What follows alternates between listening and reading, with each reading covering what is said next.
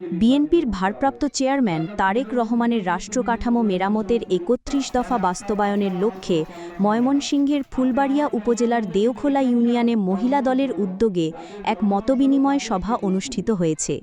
শনিবার ২৮ জুন বিকেলে উত্তর কালীবাজার এলাকায় এ সভা অনুষ্ঠিত হয়। সভায় সভাপতিত্ব করেন মহিলা দলের নেত্রী অ্যাডভোকেট খন্দকার বদরুন নাহার শিরিন।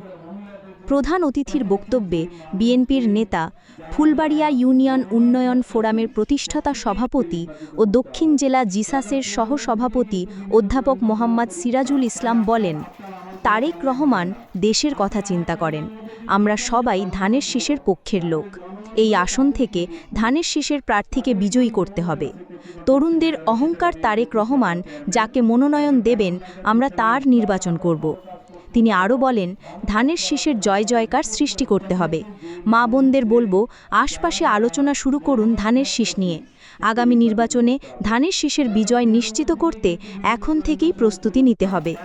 অনুষ্ঠানে প্রধান বক্তা ছিলেন উপজেলা স্বেচ্ছাসেবক দলের সাবেক সিনিয়র যুগ্ম আহ্বায়ক মোহাম্মদ নূরে আলম উজ্জ্বল।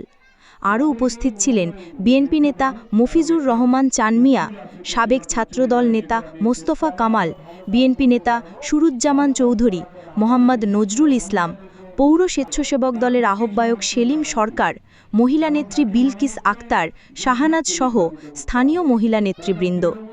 অনুষ্ঠানে বক্তারা সরকার বিরোধী আন্দোলনকে বেগবান করার আহ্বান জানান এবং আগামী জাতীয় সংসদ নির্বাচনে ধানের শীষ প্রতীকের বিজয় নিশ্চিত করতে সর্বস্তরের জনগণকে ঐক্যবদ্ধ হবার আহ্বান জানান।